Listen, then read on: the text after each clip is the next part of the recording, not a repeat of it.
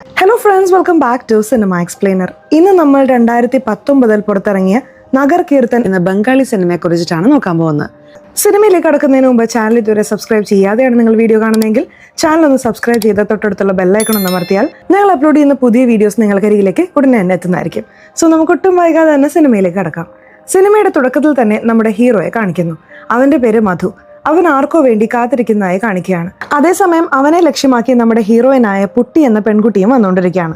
അതും അവൾ താമസിക്കുന്ന സ്ഥലത്തെ മറ്റു കൂട്ടുകാരികളെ ഒന്നും അറിയിക്കാതെ അവിടെ നിന്ന് ഓടിച്ചോടി തനിക്കായി കാത്തിരിക്കുന്ന നമ്മുടെ ഹീറോയുടെ അടുത്തേക്ക് വരികയാണ്. ഒരു കുഴപ്പമില്ലല്ലോ, നമുക്ക് ഉടനെ പോവാമല്ലോ എന്നവൾ ചോദിക്കുമ്പോൾ, ഒരു പ്രശ്നമില്ല, ഞാൻ വീട്ടിലും പറഞ്ഞിട്ടുണ്ട് നിന്നെ കൂട്ടിക്കൊണ്ട് വരികയാണെന്ന്. അവരെല്ലാവരും നമുക്കായി കാത്തിരിക്കായിരിക്കും, സന്തോഷത്തോടെ പോവാം എന്ന് പറഞ്ഞ് അവൻ അവളെ അവിടെ നിന്നും കൂട്ടിക്കൊണ്ടു പോകുന്നു. അപ്പോഴാണ് ഹീറോയായ മധു ആരാണ്, പുട്ടി എന്ന ഈ ഹീറോയിൻ ആരാണ് എന്ന ഫ്ലാഷ് ബാക്കിലേക്ക് കഥ പോകുന്നത്. ഈ കഥ ഫ്ലാഷ് ബാക്കിലൂടെയും പ്രസന്റിലൂടെയും മാറി മാറിയാണ് സഞ്ചരിക്കുന്നത്. അതുകൊണ്ട് വളരെ ശ്രദ്ധയോടെ ഇരിക്കണേ. കുറച്ച് നാളുകൾക്ക് മുമ്പുള്ള നമ്മുടെ ഹീറോയാണ് ഇപ്പൊ കാണിക്കുന്നത്. ഹീറോ ഒരു ഓടക്കുഴൽ വായനക്കാരനാണ്. അവനൊരു ഗുരുവുണ്ട്. അങ്ങനെ ഗുരുവിനൊപ്പം പോയി ഒരുപാട് കച്ചേരികളിൽ അവൻ ഓടക്കുഴൽ വായിക്കാറുണ്ട്. അവന്റെ ഗുരു കൽക്കത്തയിലുള്ള ഒരു വീട്ടിലാണ് താമസിക്കുന്നത്. നമ്മുടെ ഹീറോ ചെറുപ്പത്തിൽ തന്നെ നാട് വിട്ടു വന്നവനാണ്. ഒരുപാട് പണം സമ്പാദിച്ചതിന് ശേഷം മാത്രമേ സ്വന്തം നാട്ടിലേക്ക് മടങ്ങൂ എന്നാണ് അവൻ കരുതുന്നത്. അതുകൊണ്ട് ഗുരുവിനൊപ്പമാണ് അവന്റെ താമസം. ഇപ്പോൾ ഗുരുവും ആ വീട് ഒഴിഞ്ഞതുകൊണ്ട് അവർ വേറൊരു വീട് അന്വേഷിച്ചു പോവാണ്. ഗുരു, നമ്മൾ എവിടെയാണ് വന്നിരിക്കുന്നത്? ഈ കെട്ടിടം കണ്ടിട്ട് ഒരു പൊളിഞ്ഞ കെട്ടിടം പോലെ ഉണ്ടല്ലോ, ഇവിടെയാണോ നമ്മൾ താമസിക്കാൻ പോകുന്നത് എന്ന് ഹീറോ ചോദിച്ചുകൊണ്ടിരിക്കുമ്പോൾ തന്നെ ഗുരു വാതിൽ മുട്ടുന്നു. ഉള്ളിൽ നിന്ന് ചിലർ വരും. അതിനുശേഷം ഈ സ്ഥലത്തിന്റെ മഹത്വം നിനക്ക് മനസ്സിലാവും എന്ന് അദ്ദേഹം പറയുന്നു. ഇപ്പോൾ ഹീറോ വാതിലിൽ മുട്ടി നോക്കുമ്പോൾ ആരും വാതിൽ തുറക്കുന്നില്ല. പിന്നിലെ ജനലിലൂടെ ഒളിഞ്ഞു നോക്കുമ്പോൾ അവിടെ കുറെ പെൺകുട്ടികൾ വസ്ത്രം മാറുന്നതാണ് ഹീറോ കാണുന്നത്. അവൻ ഞെട്ടുകയാണ്. കുറച്ചു കഴിഞ്ഞപ്പോൾ ഒരു ട്രാൻസ് വുമൺ വന്ന് ആ വാതിൽ തുറക്കുകയും ആ വീടിന്റെ മുകളിലത്തെ നിലയിൽ ഹീറോയും ഗുരുവും താമസിക്കാൻ ആരംഭിക്കുകയും ചെയ്യുന്നത്. കട്ട് ചെയ്താൽ കഥ പ്രസന്റിലേക്ക് വരുന്നു. തന്റെ കാമുകിയായ ഹീറോയിനെയും കൂട്ടി ഹീറോ ഇപ്പോൾ അവിടെ നിന്ന് ഒളിച്ചോടി വന്നിരിക്കുകയാണല്ലോ. അങ്ങനെ ഇപ്പോൾ ഒരു ബസ് സ്റ്റാൻഡിൽ എത്തിയിരിക്കുകയാണ്. ആ ബസ് സ്റ്റാൻഡിൽ വെച്ച് സ്വന്തം നാട്ടിലേക്ക് പോകാനുള്ള ടിക്കറ്റ് അവൻ എടുക്കുന്നുണ്ട്. ഇപ്പോൾ വീണ്ടും കഥ ഫ്ലാഷ് ബാക്കിലേക്ക് പോകുന്നു. ഹീറോ ഗുരുവിനോടൊപ്പം ആ പുതിയ വീട്ടിൽ വന്നല്ലോ. അടുത്ത ദിവസം രാവിലെ ഗുരുവിനോടൊപ്പം ഹീറോ ഒരു പുഴ വക്കിലിരുന്ന് കുളിക്കുകയാണ്. അപ്പോഴാണ് ആദ്യമായി ആ സ്ഥലത്തേക്ക് നമ്മുടെ ഹീറോയിൻ വരുന്നത്. അവൾ ഒരു ട്രാൻസ് വുമൺ ആണെന്ന കാര്യം ഹീറോയ്ക്ക് അറിയില്ല. ആദ്യം അവൾ ഒരു പെൺകുട്ടിയാണെന്ന് തന്നെയാണ് ഹീറോ കരുതിയത്. എന്താ പുഴവക്കിൽ വന്നിരുന്ന തുണി തുന്നാൻ പോവാണോ? നിങ്ങൾക്ക് നീന്താനൊക്കെ അറിയാമോ എന്നൊക്കെ ഹീറോ ചോദിക്കുന്നുണ്ട്. അവൾ വളരെ സാധാരണമായി സംസാരിക്കുകയും ചെയ്തതുകൊണ്ട് ഹീറോയ്ക്ക് പുട്ടിയെ ഒരുപാട് ഇഷ്ടമാവുന്നു. ഇപ്പോൾ കഥ പ്രസന്റിലേക്ക് വരുന്നു. ബസ് സ്റ്റാൻഡിൽ ബസ് എടുക്കാൻ കുറച്ച് സമയം എടുക്കുക എന്നതുകൊണ്ട് രണ്ടുപേരും ഒരിടത്തിരുന്ന് ഭക്ഷണം കഴിക്കുകയാണ്. വീണ്ടും ഫ്ലാഷ് ബാക്കിലേക്ക് പോകുമ്പോൾ ഹീറോയ്ക്കും ഈ പുട്ടിയെ ഒരുപാട് ഇഷ്ടപ്പെടുന്നുണ്ട്. ഗുരുവിനൊപ്പം അവിടെ താമസിക്കുമ്പോൾ അവൻ ഓടക്കുഴലെടുത്ത് വായിക്കാറുണ്ട്. അതിൽ ചില ഹിന്ദി പാട്ടുകളൊക്കെ അവൻ വായിക്കുമ്പോൾ അതൊക്കെ കേട്ട് തന്നെ ഓർത്താണ് ഇവനിത് വായിക്കുന്നതെന്ന് പുട്ടിക്കും മനസ്സിലാവുന്നു. അവൾ ചായ കൊടുക്കാനായി മുകളിലേക്ക് വരികയും അങ്ങനെ അവിടെ താമസിക്കുന്ന ദിവസങ്ങളിൽ അവർ സന്തോഷത്തോടെ ഇരിക്കുകയും ചെയ്യുന്നു. ദിവസവും രാവിലെ ഹീറോ ഒരു ജോലിക്ക് പോകും. അതായത് അവിടെ ഒരു ചൈനീസ് റെസ്റ്റോറന്റ് ഉണ്ട്. അവിടെ ഒരു ഡെലിവറി ബോയ് ആയിട്ടാണ് ഹീറോ ജോലി ചെയ്യുന്നത്. കച്ചേരികൾ വരുമ്പോൾ അവിടെ പോയി ഓടക്കുഴൽ വായിക്കും. നമ്മുടെ പുട്ടിയാകട്ടെ അവരുടെ കൂടെയുള്ള ട്രാൻസ് വ്യക്തികളെയും കൂട്ടി അടുത്തുള്ള സിഗ്നലിൽ പോയി ആളുകളോട് പണം ചോദിക്കും. അതാണ് അവരുടെ ദൈനംദിന ജോലി. കഥ ഇപ്പോൾ പ്രസന്റിലേക്ക് വരുന്നു. ബസ് സ്റ്റാൻഡിലിരുന്ന് ഭക്ഷണം കഴിച്ചുകൊണ്ടിരിക്കുന്നതുകൊണ്ട് ഹീറോയ്ക്കും ഹീറോയിനും അവിടെ ബസ് മിസ്സാവുന്നു. അതുകൊണ്ട് അടുത്ത ദിവസം വരെയുള്ള ബസ്സിനായി അവർക്ക് കാത്തിരിക്കേണ്ടി വരുന്നു. അടുത്തുള്ള ഒരു ലോഡ്ജിൽ റൂം എടുക്കാമെന്ന് അവർ തീരുമാനിക്കുന്നു. വീണ്ടും ഫ്ലാഷ് ബാക്കിലേക്ക് പോകുമ്പോൾ നമ്മുടെ ഹീറോയിനായ പുട്ടി ഗുരുമ എന്ന് വിളിക്കുന്ന ഒരു സ്ത്രീയുടെ ഗ്യാങ്ങിലാണ് ഉള്ളത്. ആ ഗുരുമ എന്ത് പറയുന്നുവോ അതാണ് അവിടെയുള്ള എല്ലാ ട്രാൻസ് വ്യക്തികളും അനുസരിക്കുക. പ്രസന്റിൽ ഇവർ ആ ലോഡ്ജിൽ വന്ന് റൂം എടുക്കുമ്പോൾ എത്ര മണിക്കൂറത്തേക്കാണ് എന്ന് റിസപ്ഷനിസ്റ്റ് ഇവരെ നോക്കി ചോദിക്കുന്നു. ഹലോ, ഞങ്ങളെ കണ്ടാൽ എങ്ങനെയുണ്ട്?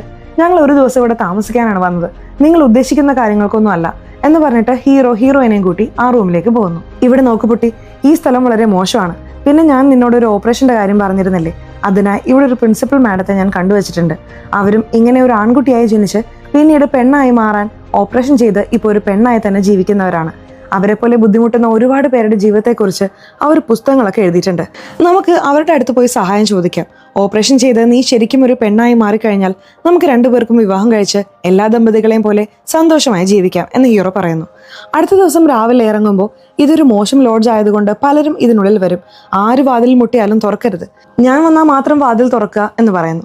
പിന്നെ ഈ വിഗ് വെച്ചിട്ടുണ്ടല്ലോ, അതെ, ഹീറോയിൻ പുട്ടി വിഗ് വെച്ചിട്ടുണ്ട്. ഇത് എപ്പോഴും ഊരരുത്, ഇപ്പോഴാണ് കാണാൻ നല്ല ഭംഗിയുള്ളത് എന്നും പറഞ്ഞ് ഹീറോ പുറത്തേക്ക് പോകുന്നു. അങ്ങനെ പോയ അവൻ കുറച്ചു കഴിഞ്ഞപ്പോൾ തന്നെ തിരികെ വരുന്നു. പോയപ്പോൾ തന്നെ തിരിച്ചു വന്നോ എന്ന് ചോദിക്കുമ്പോൾ എന്റെ പ്രിയങ്ക ചോപ്രയെ കാണാൻ വന്നതാണ്, എവിടെ അവൻ എന്ന് ചോദിച്ച് അവനും ചിരിക്കുന്നു. ഉടനെ കുറച്ച് ഭക്ഷണം കൊണ്ടുവന്ന് കൊടുക്കുകയാണ്. രണ്ടുപേരും നന്നായി ഭക്ഷണം കഴിക്കുന്നു. അല്പസമയത്തിനകം ആ പ്രിൻസിപ്പൽ മാഡം ഇപ്പോൾ തന്നെ നമ്മളോട് ചെല്ലാൻ പറഞ്ഞിട്ടുണ്ട്, നമുക്ക് പോവാല്ലേ എന്ന് പറഞ്ഞ് പുട്ടിയെയും കൂട്ടി ഹീറോ ആ സ്കൂളിലേക്ക് പോകുന്നു. അവിടെ എത്തി അവർ ആ പ്രിൻസിപ്പൽ മാഡത്തെ കാണുന്നു. ഞങ്ങൾ രണ്ടുപേരും ഭാര്യയും ഭർത്താവുമാണെന്ന് അവർ മാഡത്തോട് പറയുന്നു. ഇവളെ ഞാൻ ഒരുപാട് സ്നേഹിച്ച് വിവാഹം കഴിച്ചതാണ്. പക്ഷെ ഇവൾ ശാരീരികമായി ഒരാണാണ്. മാനസികമായി ഒരു പെണ്ണാണെങ്കിലും ശാരീരികമായി മാറാൻ കഴിയാത്തതിൽ അവൾ സങ്കടപ്പെടുന്നു. ഓപ്പറേഷൻ ചെയ്യണമെന്ന് ആഗ്രഹിക്കുന്നുണ്ട്. നിങ്ങളെപ്പോലെ മാറണമെങ്കിൽ അതിനുള്ള ബുദ്ധിമുട്ടുകളെ കുറിച്ച് പറ. അതുപോലെ ആ ഓപ്പറേഷൻ ചെയ്യാനുള്ള ഏർപ്പാടുകൾ ചെയ്യാൻ കഴിയുമോ എന്നും ചോദിക്കുന്നു. അവരിവർക്ക് ഒരു പുസ്തകം കൊടുക്കുന്നുണ്ട്. ഇങ്ങനെ ഒരു ഓപ്പറേഷൻ ചെയ്ത് മാറുന്നതിലൂടെ ഒരുപാട് വേദനകൾ നിങ്ങൾ സഹിക്കേണ്ടി വരും എന്നവർ പറയുന്നു. എന്താ മാഡം പറയുന്നത്? ഓപ്പറേഷൻ ചെയ്താൽ വേദനിക്കോ? അതെ, തീർച്ചയായിട്ടും വേദനിക്കും. പക്ഷെ ഇപ്പോൾ നീ സമൂഹത്തിൽ അനുഭവിക്കുന്ന വേദനയേക്കാൾ അത് വളരെ കുറവായിരിക്കും. അതിന് ലക്ഷങ്ങൾ ചെലവാകും. ഒരു 10-15 ലക്ഷം വരെയൊക്കെ ചെലവാകാൻ സാധ്യതയുണ്ട്. ഇത് കേട്ടതും ഇവരുടെ രണ്ടുപേരുടെയും മുഖം മാറുന്നു. കാരണം രണ്ടുപേരും വളരെ ബുദ്ധിമുട്ടുള്ള ജോലികൾ ചെയ്യുന്നവരാണ്. ഒരു 10,000 രൂപ സ്വരൂപിക്കുന്നത് തന്നെ അവർക്ക് വലിയ കാര്യമാണ്. ഇതിനിടയിൽ എങ്ങനെ ഇത്രയും പണം ചെലവാക്കി ഓപ്പറേഷൻ ചെയ്യും എന്ന് അവർക്ക് മനസ്സിലാവുന്നില്ല. ശരി, നമ്മുടെ ഹീറോ ഒരു പുരുഷനാണല്ലോ. എങ്ങനെയാണ് അവന് പുട്ടിയോട് പ്രണയം തോന്നിയതെന്ന് ചോദിച്ചാൽ, പ്രണയം എപ്പോൾ വേണമെങ്കിലും വരാലോ. ഒരു ചെറിയ ഫ്ലാഷ് ബാക്ക് കാണിക്കുന്നു. നമ്മുടെ ഹീറോ താമസിച്ചിരുന്ന റൂം, അതായത് ഹീറോയിൻ പുട്ടിയുടെ ഹോസ്റ്റലിന് മുകളിലായിരുന്നല്ലോ. അപ്പോൾ പുട്ടി ഇടയ്ക്കിടെ മുകളിലേക്ക് വന്നു പോവായിരുന്നു. അങ്ങനെ വരുമ്പോഴൊക്കെ ഹീറോ പുട്ടിയോട് വളരെ അടുപ്പത്തിൽ സംസാരിക്കുമായിരുന്നു. ഒരു ദിവസം അവളുടെ വസ്ത്രം താഴെ വീഴുന്നു. അതും ഹീറോ സൂക്ഷിച്ചു നോക്കുന്നു. അങ്ങനെ പതുക്കെ ഇവർക്കിടയിൽ പ്രണയം മുട്ടിടുകയും അങ്ങനെ അവർ ആ റിലേഷൻഷിപ്പിലേക്ക് വരികയും ചെയ്തു. ഇപ്പോൾ കഥ പ്രസന്റിലേക്ക് വരുന്നു. ഹീറോ പ്രിൻസിപ്പൽ മാഡത്തെ കാണാൻ വന്നിരിക്കുകയാണല്ലോ. അപ്പോൾ പ്രിൻസിപ്പൽ മാഡം, ശരി നീ വിഷമിക്കേണ്ട, നിങ്ങളുടെ കയ്യിൽ എപ്പോൾ പണം വരുന്നോ അപ്പോൾ ഈ ഓപ്പറേഷൻ ചെയ്തോ. അതുവരെ ഈ ഈശ്വര വിഗ്രഹം കയ്യിൽ വെച്ചോ. എത്ര ഭാരം വന്നാലും എത്ര ബുദ്ധിമുട്ട് വന്നാലും ഈ ഈശ്വരനെ പ്രാർത്ഥിക്കുക, എല്ലാം ശരിയാവുമെന്ന് പറഞ്ഞ് അവരെ രണ്ടുപേരെയും അവിടെ നിന്ന് പറഞ്ഞയക്കുന്നു. ഇപ്പോൾ കഥ ഫ്ലാഷ് ബാക്കിലേക്ക് പോകുന്നു. നമ്മുടെ ഹീറോയും ഹീറോയിനും പ്രണയിക്കുന്ന കാര്യം ഹീറോയിന്റെ ഗുരുവും അറിയാണ്. അവർ ഹീറോയിനെ വല്ലാതെ ശകാരിക്കുന്നു. നമ്മൾ എന്ത് ചെയ്യുന്നു, എന്ത് ജോലിയാണ് ചെയ്യുന്നത് എന്നൊന്നും നിനക്കറിയില്ലേ? ഇപ്പോൾ പ്രണയമാണോ ഏറ്റവും വലുത്? ഈ ആണുങ്ങളെ ഒന്നും വിശ്വസിക്കാൻ കൊള്ളില്ല. അവരവരുടെ കാര്യം കഴിഞ്ഞാൽ അവർ നമ്മളെയൊക്കെ എവിടെയെങ്കിലും വഴിയിൽ ഉപേക്ഷിച്ചു പോകും. അവനെ വിശ്വസിച്ച് പിന്നാലെ പോയാൽ നിന്റെ ജീവന് പോലും യാതൊരു ഉറപ്പുമില്ല എന്നൊക്കെ അവർ പറയുന്നു. ഇനിമേൽ നീ അവനോട് സംസാരിക്കുന്നത് പോലും ഞാൻ കാണരുത് എന്ന് പറഞ്ഞ് ഭീഷണിപ്പെടുത്തുന്നു. ആ വീടിന്റെ മുകളിലല്ലേ ഹീറോ താമസിക്കുന്നത്. അവനും വീട്ടിലേക്ക് തിരിച്ചു വരുന്നു. അപ്പോൾ ആ ഗുരുമ ഹീറോയുടെ അടുത്തും വന്നിട്ട്, ഇനി ഒരിക്കൽ കൂടി എൻ്റെ കുട്ടിയോട് നീ സംസാരിക്കുകയോ ഇടപഴകുകയോ ചെയ്യുന്നത് ഞാൻ കണ്ട അത്രേ ഉള്ളൂ എന്ന് പറഞ്ഞ് ദേഷ്യപ്പെടുന്നു. ഈ ഒരു കാരണം കൊണ്ടാവണം ഇവർ രണ്ടുപേരും ആ വീട് വിട്ട് ഇപ്പോൾ ഒളിച്ചോടിയത്. ഇപ്പോൾ കഥ പ്രസന്റിലേക്ക് വരുന്നു. ആ പ്രിൻസിപ്പലിനെ കണ്ടിട്ട് വന്നതിന് ശേഷവും ഇവർ റൂമിലിരുന്ന് വളരെ സങ്കടത്തോടെ സംസാരിച്ചുകൊണ്ടിരിക്കുകയാണ്. ഹീറോ ഹീറോയിനോട് പറയാണ്, നീ ഇതൊന്നും ഓർത്ത് വിഷമിക്കണ്ട. എൻ്റെ പ്രണയം വളരെ പുണ്യമായ ഒന്നാണ്. നീ എന്നെക്കുറിച്ച് എന്താണ് കരുതിയത്? ഓപ്പറേഷൻ കഴിഞ്ഞതിന് ശേഷം മാത്രമേ ഞാൻ നിന്നെ സ്വീകരിക്കൂ എന്നാണോ? ഇപ്പോഴും ഞാൻ നിന്നെ സ്വീകരിക്കുന്നു. ആദ്യമായി കണ്ടപ്പോൾ തന്നെ എൻ്റെ മനസ്സ് നിനക്ക് തന്നാണ്. നിനക്ക് വിശ്വാസമില്ലെങ്കിൽ അത് ഞാൻ തെളിയിച്ച് കാണിക്കാം എന്ന് പറഞ്ഞ് ഇപ്പോൾ ഹീറോയിൻ ഏതവസ്ഥയിലാണോ ആ അവസ്ഥയിൽ തന്നെ അവളെ സ്വീകരിച്ച് നമ്മുടെ ഹീറോ അവളോടൊപ്പം ഒന്നാവുന്നു. ഇനി നമ്മൾ എന്ത് ചെയ്യും എന്ന് ഹീറോയിൻ ചോദിക്കുമ്പോൾ, നമുക്ക് രണ്ടുപേർക്കും എൻ്റെ നാട്ടിലേക്ക് പോവാം. അവിടെ ഒരു സമാധാനപരമായ ജീവിതം ജീവിക്കാം. കാരണം ഇവിടെ നിന്ന് സിഗ്നലിൽ എല്ലാവരോടും പണം ചോദിക്കേണ്ടി വരും. കൂടാതെ നിന്റെ ഗുരുമയുടെ ശല്യവും ഉണ്ടാവും. അങ്ങനെ പല പ്രശ്നങ്ങളും നേരിടേണ്ടി വരും. എന്നാൽ ഗ്രാമത്തിൽ ഇതൊന്നും ആർക്കും അറിയില്ല. നീ ഈ വിഗ് വെച്ച് നടന്നാൽ മതി. നീ ഒരു ട്രാൻസ് വുമൺ ആണെന്നൊന്നും ഞങ്ങളുടെ നാട്ടുകാർ കണ്ടുപിടിക്കില്ല. തീർച്ചയായിട്ടും നിന്നെ ഒരു പെൺകുട്ടി എന്ന് തന്നെ അവർ കരുതും. അതുകൊണ്ട് നമുക്ക് നാട്ടിലേക്ക് പോവാം, സംസാരിച്ച് ശരിയാക്കാം. നമ്മൾ രണ്ടുപേരും വിവാഹം കഴിച്ചു, ഇനി ഒന്നിച്ച് തന്നെ ജീവിക്കാൻ പോകുന്നു എന്ന് പറയാം എന്ന് പറഞ്ഞ് അവൻ അവളെ നാട്ടിലേക്ക് കൂട്ടിക്കൊണ്ടുപോകുന്നു. അങ്ങനെയാണ് ഇവർ രണ്ടുപേരും നാട്ടിലേക്ക് വന്നത്. പോകുന്ന വഴിയിലും അവൻ പറയുന്നുണ്ട്, എനിക്ക് അച്ഛനില്ല, എൻ്റെ ചേട്ടനാണ് എന്നെ വളർത്തിയത്. ചേട്ടന് ഒരു ഭാര്യയുണ്ട്, ഒരു മകനുണ്ട്. ഇതാണ് എൻ്റെ കൊച്ചു കുടുംബം. തീർച്ചയായിട്ടും അവർക്ക് തന്നെ ഒരുപാട് ഇഷ്ടമാവും. തുടർന്ന് ഹീറോയിനോട്, നിനക്ക് കുടുംബമൊന്നുമില്ലേ എന്ന് ചോദിക്കുമ്പോൾ അവൾ പറയുന്നു, എനിക്കും ഉണ്ടായിരുന്നു. എനിക്കൊരു അനിയത്തി ഉണ്ടായിരുന്നു. അച്ഛൻ, അമ്മ എന്നൊക്കെ പറഞ്ഞ് ഞാൻ സന്തോഷത്തോടെ ജീവിക്കുകയായിരുന്നു. എന്നാൽ നടക്കാൻ പാടില്ലാത്തൊരു ദുരന്തം സംഭവിച്ചത് കൊണ്ടാണ് ഞാൻ അവിടെ നിന്നും ഒളിച്ചോടി ഇപ്പോൾ ഈ കൽക്കത്തയിൽ വന്ന് ജീവിക്കുന്നത്. അവർക്ക് എന്താണ് സംഭവിച്ചതെന്ന് കാണിക്കുന്നതിന് മുമ്പ് രണ്ടുപേരും ഹീറോയുടെ നാട്ടിലെത്തിച്ചേരുന്നു. അവിടെ ഹീറോയുടെ അമ്മ ഇവർ രണ്ടുപേരെയും കണ്ടു ഞെട്ടുകയാണ്. ആരാടാ ഇത് എന്ന് ചോദിക്കുമ്പോൾ ഇതെൻ്റെ ഭാര്യയാണ് എന്നവൻ പറയുന്നു. അവർ കാലിൽ വീണ് അനുഗ്രഹം വാങ്ങുമ്പോൾ ഹീറോയുടെ ഏട്ടത്തെ അമ്മ ഓടി വരികയാണ്. ഇവളുടെ പേര് പുട്ടി, ഇവളാണ് എൻ്റെ ഭാര്യ, ഈ വീട്ടിലെ രണ്ടാമത്തെ മരുമകൾ എന്ന് പറയുമ്പോൾ അവർക്കും സന്തോഷമാവുന്നു. ഇപ്പോൾ ഹീറോ അവൻ്റെ ചേട്ടൻ്റെ അടുത്ത് വന്നിരിക്കുകയാണ്. എന്താടാ ചെറുപ്പത്തിൽ തന്നെ ഒളിച്ചോടിയത്? സമ്പാദിച്ചതിന് ശേഷം മാത്രമേ തിരികെ വരുമെന്ന് പറഞ്ഞില്ലേ? ഇപ്പോൾ കല്യാണം കഴിച്ച് തിരികെ വന്നോ? എന്തായാലും വന്നല്ലോ, അത് മതി എന്ന് പറഞ്ഞ് സ്വന്തം അനിയനെയും അവൻ്റെ ഭാര്യയായ പുട്ടിയെയും അവർ സ്വീകരിക്കുന്നു. എന്നാൽ അവൾ ഒരു ട്രാൻസ് വുമൺ ആണെന്ന കാര്യം അവിടെ ആർക്കും അറിയില്ല. അപ്പോൾ ഹീറോയുടെ ഏട്ടത്തിയമ്മ ഹീറോയുടെ അടുത്ത് വന്ന് പറയുന്നുണ്ട്, എന്താടാ നന്നായി വളർന്നല്ലോ, ചെറുപ്പത്തിൽ ഇവിടുന്ന് പോയതല്ലേ, എപ്പോഴും നിന്നെ ഓർമ്മയായിരുന്നോടാ. ഞങ്ങളുടെ മൂത്ത മകൻ നീ തന്നെയല്ലേ? വെറുതെ പറയല്ല, ഒരു സുന്ദരിയായ പെൺകുട്ടിയെ തന്നെയാണ് നീ കണ്ടെത്തിയത്. എന്നെക്കാളും സുന്ദരിയാണവൾ. അങ്ങനെ ആ പുതിയ മരുമകൾക്ക് ജ്യൂസൊക്കെ കൊടുത്ത് അവർ നന്നായി സൽക്കരിക്കുന്നു. ഹീറോയുടെ അമ്മയും ഇവർ രണ്ടുപേരും സന്തോഷത്തോടെ ജീവിക്കണം എന്നവർ പ്രാർത്ഥിക്കുന്ന ഈശ്വരനോട് അപേക്ഷിക്കുന്നു. എന്നാൽ ഹീറോയിന് മാത്രം അവിടെ ഒരു ഭയം തോന്നി തുടങ്ങുന്നു. ഇവർക്ക് എപ്പോഴാണ് സത്യം മനസ്സിലാവുക? എന്തു പറയുന്നോർത്ത് അവൾക്കൊരു നടുക്കമുണ്ട്. ഹീറോയുടെ ചേട്ടൻ ഈ കച്ചേരിക്കൊക്കെ പോയി വാദ്യങ്ങൾ വായിക്കുന്ന ആളാണ്. അദ്ദേഹത്തിനും ഇപ്പോൾ ഒരു കച്ചേരി ബുക്കായിട്ടുള്ളത് കൊണ്ട് അദ്ദേഹം അവിടേക്ക് പോകുന്നു. ഹീറോയുടെ ഏട്ടത്തിയമ്മ ഹീറോയിനെയും കൂട്ടി അവരുടെ റൂമിലേക്ക് വരുന്നു. അവളെ കുറിച്ചൊക്കെ ചോദിച്ചറിയാണ്. നിന്റെ മുടി വളരെ മനോഹരമാണല്ലോ, എങ്ങനെയാണ് സംരക്ഷിക്കുന്നത് എന്നൊക്കെ ചോദിക്കുമ്പോൾ വിഗ് ആണെന്ന് അറിഞ്ഞാൽ അവർ ശരിക്കും കൊടുക്കും. അത് ഡെയിലി ഷാമ്പൂ ഇടും ആൻറ്റി, അതും എണ്ണ തേച്ചിട്ടാണ് പോകുന്നത്, അതുകൊണ്ടാണ് ഇത്രയും തിളങ്ങുന്നത് എന്നൊക്കെ അവരവിടെ എന്തൊക്കെയോ സംസാരിച്ചുകൊണ്ടിരിക്കുകയാണ്. ഹീറോ ഇതൊക്കെ പിന്നിൽ നിന്ന് ശ്രദ്ധിക്കുന്നുണ്ട്. കാണാ, നീ കുറച്ചു നേരം പുറത്തേക്ക് പോകാമോ, ഡ്രസ്സ് മാറണം എന്ന് പറയുമ്പോൾ ശരി പുട്ടി വാ നമുക്ക് പുറത്തേക്ക് പോവാന്ന് പറഞ്ഞ് അവൻ പുട്ടിയെയും വിളിക്കുന്നു. അവളെ എന്തിനാണ് വിളിക്കുന്നത്, ഇതൊക്കെ പെൺകുട്ടികളുടെ കാര്യമാണ്, നീ പുറത്തേക്ക് പോ എന്ന് പറഞ്ഞ് ഹീറോയെ മാത്രം പുറത്തേക്ക് അയക്കുന്നു. ഇപ്പോൾ പുട്ടിയും ആ സ്ഥലത്ത് നിൽക്കുകയാണ്. പുട്ടിയുടെ മുന്നിൽ വെച്ച് ഹീറോയുടെ ഏട്ടത്തിയമ്മ വസ്ത്രം മാറുകയാണ്. പുട്ടി അത് ശ്രദ്ധിക്കുന്നുണ്ട്. അവരെ തന്നെ നോക്കിക്കൊണ്ടിരിക്കുന്ന പുട്ടിക്ക് അപ്പോൾ തനിക്ക് ഇതുപോലെ ഒരു ശരീരം ഉണ്ടായിരുന്നെങ്കിൽ എത്ര സന്തോഷമായനെ എന്ന് തോന്നുന്നു. എന്നാൽ ഞാൻ അങ്ങനെ ജനിച്ചല്ലോ എന്നോർത്ത ചെറുപ്പത്തിൽ തനിക്കുണ്ടായ ദുരനുഭവങ്ങളെ കുറിച്ച് അവൾ ചിന്തിക്കുന്നു. നമ്മുടെ ഹീറോയിന്റെ യഥാർത്ഥ പേര് പരിമൾ എന്നാണ്. ഒരു പ്രായം എത്തിയതിനു ശേഷം ഒരു പെൺകുട്ടിയായി മാറണമെന്ന് മാത്രമാണ് അവർ ആഗ്രഹിച്ചിരുന്നത്. ചെറുപ്പത്തിൽ ഒരു പെൺകുട്ടിയുടെ വേഷം കെട്ടി സ്കൂളിലെ ഒരു മത്സരത്തിൽ പങ്കെടുത്ത് 1ാം സമ്മാനം വാങ്ങി വന്നിരുന്നു. അത് പരിമളുടെ അമ്മ നന്നായി ആഘോഷിച്ചെങ്കിലും പരിമളുടെ അച്ഛന് അത് ഒട്ടും ഇഷ്ടപ്പെട്ടില്ല. അവൻ നേരത്തെ തന്നെ ഒരു മാതിരിയാണ് സംസാരിക്കുന്നത്. അവനെ കൊണ്ടുപോയി പെൺകുട്ടിയുടെ വേഷം കെട്ടിച്ച് മത്സരത്തിൽ പങ്കെടുപ്പിച്ചാൽ അവൻ വേറെന്തെങ്കിലും ആയി മാറിയാൽ എന്ത് ചെയ്യും എന്ന് ചോദിച്ച് അയാൾ വലിയ വഴക്കുണ്ടാക്കുന്നു. വിജയിച്ചു വന്ന പരിമളിനെ അയാൾ അഭിനന്ദിച്ചതുപോലുമില്ല. ഇതെല്ലാം ആ പ്രായത്തിൽ തന്നെ പരിമളിനെ വല്ലാതെ ബാധിച്ചു. അങ്ങനെ അവൾ കുറച്ചുകൂടി മുതിർന്നതിന് ശേഷം വിദ്യാസാഗർ എന്നൊരു പയ്യനുമായി പ്രണയത്തിലാവുന്നു. പരിമളിനെ അവൻ അതുപോലെ തന്നെ സ്വീകരിച്ച് സ്നേഹിച്ചിരുന്നു. എല്ലാ കഷ്ടപ്പാടുകളും നഷ്ടങ്ങളും എല്ലാം അവനോടാണ് ഷെയർ ചെയ്തിരുന്നത്. വിദ്യാസാഗറും നീ ഒട്ടും വിഷമിക്കണ്ട, ബോംബെയിൽ പോയി നിനക്ക് ഓപ്പറേഷൻ ചെയ്ത് അതിനുശേഷം നിന്നെ ഒരു പെണ്ണാക്കി മാറ്റി ഞാൻ വിവാഹം കഴിച്ചോളാം എന്ന് പരിമളിന് സത്യം ചെയ്ത് കൊടുത്തിരുന്നു. എന്നാൽ ഒരവസരത്തിൽ വിദ്യാസാഗർ പരിമളിന് വലിയൊരു വഞ്ചനയാണ് നൽകിയത്. അതെന്താണെന്ന് വെച്ചാൽ പരിമളിന്റെ അനിയത്തിക്ക് അവർ വിവാഹാലോചന നോക്കുകയായിരുന്നു. അങ്ങനെ ഈ വിദ്യാസാഗറിനെ കണ്ടുപിടിക്കുന്നു. വിദ്യാസാഗറും ഹീറോയിന്റെ അനിയത്തിയെ വിവാഹം കഴിക്കാൻ സമ്മതിക്കുന്നു. ഈ വിവരം അറിഞ്ഞ നമ്മുടെ ഹീറോയിന് വലിയ ദേഷ്യം വരുന്നുണ്ട്. നേരെ വിദ്യാസാഗറിന്റെ വീട്ടിലേക്ക് പോകുന്നു. എന്താ നീ വിവാഹം കഴിക്കുന്നത്, ബോംബെയിൽ കൊണ്ടുപോയി എന്റെ പുതിയ ജീവിതം തുടങ്ങാമെന്ന് എന്തൊക്കെയോ നീ പറഞ്ഞിരുന്നില്ലേ, അതൊക്കെ കള്ളമായിരുന്നോ, നീ എന്നെ ഉപയോഗിക്കുകയായിരുന്നോ എന്ന് അവള് ചോദിക്കുന്നു.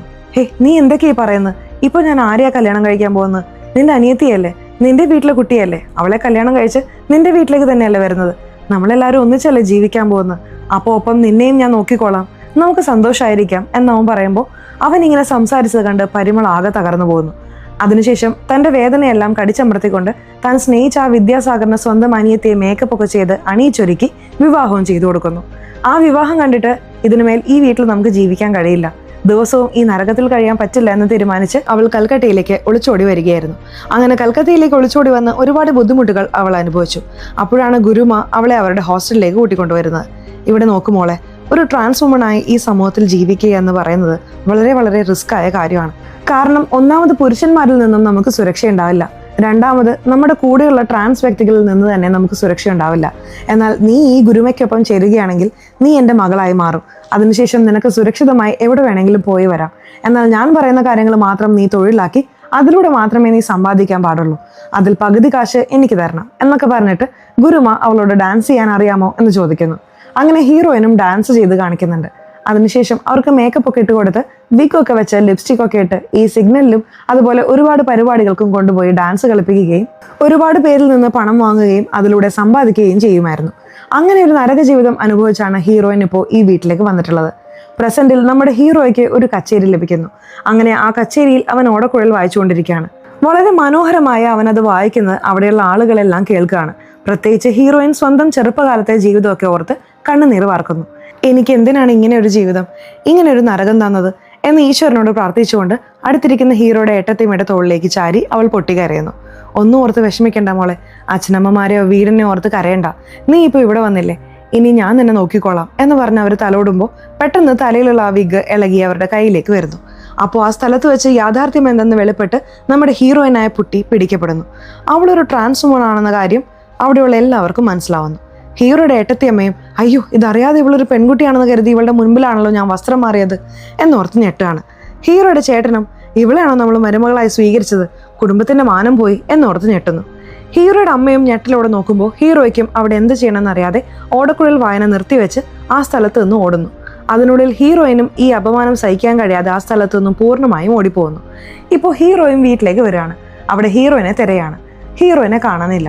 ഹീറോയിന്റെ മൊബൈലിലേക്ക് വിളിച്ചു നോക്കുമ്പോൾ ഹീറോയുടെ ഏട്ടത്തിയമ്മയാണ് ഫോൺ എടുക്കുന്നത്. അവൾ ഫോണും പേഴ്സും എല്ലാം ഇവിടെ വെച്ചിട്ട് ഇങ്ങോട്ടേക്ക് ഓടിപ്പോയി. ഇങ്ങനെ ഒരു വിളയാണോ കല്യാണം കഴിച്ച് കൂട്ടിക്കൊണ്ടുവന്നത്, എന്താടാ ഇത് എന്നൊക്കെ ചോദിക്കുമ്പോൾ ദയവായി ഫോൺ വെക്ക്, അതെൻ്റെ പ്രണയമാണ്, ആ പ്രണയം എനിക്ക് നിങ്ങളെ പറഞ്ഞ് മനസ്സിലാക്കാൻ കഴിയില്ല എന്ന് പറഞ്ഞ് അവൻ ഫോൺ വെക്കുന്നു. അടുത്ത ദിവസം ഹീറോയുടെ ചേട്ടൻ അവനെ വിളിക്കുകയാണ്. ദയവായി ഇനിമേൽ ഈ വീട്ടിൽ താമസിക്കരുത്, നീ കാരണം ഞങ്ങളുടെ മാനം പോയി. ഇതുവരെ കച്ചേരിക്ക് വായിക്കുന്ന വീട് എന്ന നിലയിൽ നമ്മുടെ വീടിന് ഒരു ഗാംഭീര്യം ഉണ്ടായിരുന്നു, അതെല്ലാം നീ അവനെ കൂട്ടിക്കൊണ്ടുവന്ന് ഇല്ലാതാക്കി. ഇനിമേൽ നീ കാണാതായ ഒരു മകനായി തന്നെ ഇരുന്നാൽ മതി, ഈ വീട് വിട്ട് പുറത്തു പോ എന്ന് പറയുന്നു. ഇപ്പോൾ ഹീറോയും തല താഴ്ത്തി സ്വന്തം വീട്ടിൽ നിന്ന് പുറത്തേക്ക് ഇറങ്ങുന്നു. ഹീറോയിനായ കുട്ടി എവിടേക്കാണ് പോയതെന്ന് ഹീറോയ്ക്ക് മനസ്സിലാവുന്നില്ല. അപ്പോഴാണ് ഹീറോ ഏട്ടത്തമ്മയെ കാണുന്നത്.